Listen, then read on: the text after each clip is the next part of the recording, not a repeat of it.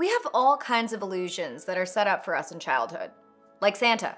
He makes no sense. We tell children that once a year, a fat old man breaks into our home, eats our snacks, and leaves us gifts, and that we should be excited about that.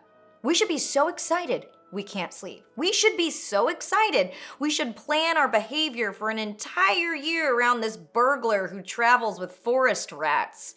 I can't imagine trying to sell this concept to an adult. I don't even have a chimney. You don't need one. He'll find a way to get in there. I don't know, my alarm system's pretty advanced. You don't want to set it though? Because he's gonna bring you a gift. Like what kind of gift? Depends. You write a letter, you send it to the North Pole. Then he lives in the North Pole? Why? It's so cold. And if you're nice, then he gives it to you. Oh, are the men told to be nice? What constitutes as nice? Well, listening to authority figures. Like blindly? Without question? Well, yeah. That sounds fascist. No, it's not fascist. And I think it also sounds like a stalking situation. I mean, why would I let some guy watch me all year round and bring me a gift? I have a job, I could just buy myself one. Why would I let some strange man break into my house and leave me a mini fridge for my beauty products when I could just get it delivered? You also leave out cookies and stuff for him to eat. But I think the most harming belief that we perpetuate in childhood is, drumroll kids, romantic relationships. We spoon feed fantasies about what they're supposed to look like, feel like, what they mean, how they're supposed to complete us in every single way. Movies, books, music, they all advocate this highly romanticized idea of love without any mention of compromise, communication, rupture and repair, feeling bored sometimes, how it's natural to be attracted to other people, the ebb and flow of a relationship as you're both growing, not to mention non-traditional relationship dynamics like polyamory and queer relationships. And lately I have started to wonder, does this same shattering of illusions apply to friendships? We're told friends are forever, friends are chosen family, friends stick by you through thick and thin. Even one of our misunderstood sayings, blood is thicker than water, actually means blood of the covenant is thicker than the water of the womb, insinuating that some friendships are stronger than familial ones. And I used to think that something was wrong with me when it came to friends. You know, I grew up as a military brat, I'd move every few years, so I got really good at making friends quickly. But I've been in LA for like a decade now, and keeping friends, it's just a whole other sports ball game. You know, I've had best friends that last maybe 2 to 3 years, and then you either drift apart or you have a falling out, or because it's LA, they threaten to sue you and you have to lawyer up and prove they have no legal basis to claim ownership over an intellectual property of yours or a photo of you or some other idiocy because people here are full of delusions of grandeur with no work ethic to match it. Like, dude, we all read The Little Red Hen. If you don't do any of the baking or contribute any ingredients, you don't get to eat the cake. I made the cake. I'm gonna eat the cake that I made. I'd give you a piece if you bothered helping me with the cake in any way, shape, or form instead of turning me away when I asked you for baking soda. This basic principle was taught to us when we were 5, and it's one of the only childhood lessons that isn't an illusion to be broken. Like, really, Susie? You don't believe in the simple message of the Little Red Hen, but you believe in the Tooth Fairy?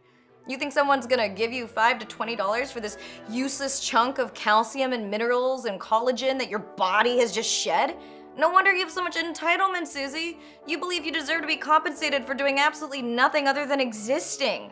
Grow up. And I've been thinking, is this normal? You know, the cycle of friendships turning over every few years versus being actual BFF forevers. You know, am I just horrible at it? Or are friendships actually like romantic relationships, where you meet someone, you spend several years getting to know them, and you simultaneously evaluate your compatibility and platonic companionship?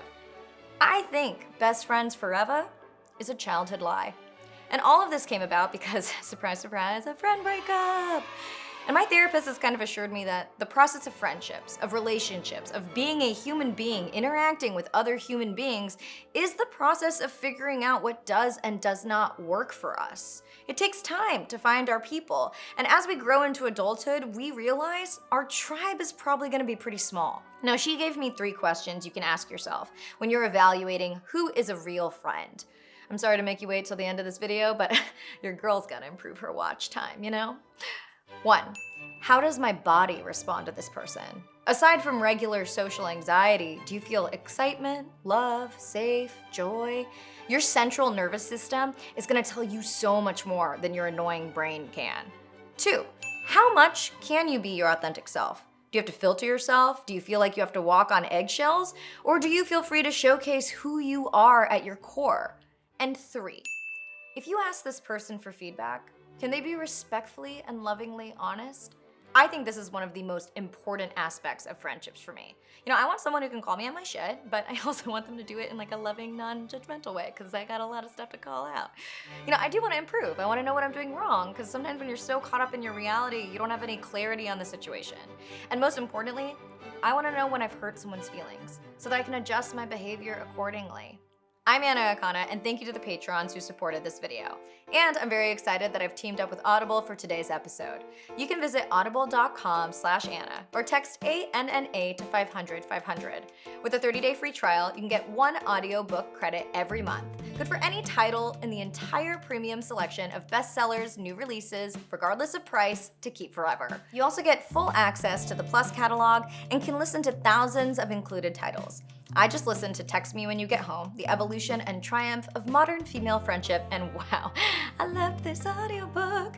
It covered so many interesting points of view when it came specifically to female friendships. The inherent competitiveness that can sometimes happen, the insecurity, the jealousy, the misguided feelings brought on by your internalized misogyny. It was just an enlightening, amazing audiobook. You can listen to Text Me When You Get Home and more by going to audible.com/Anna or text ANNA to 500-500. Bye.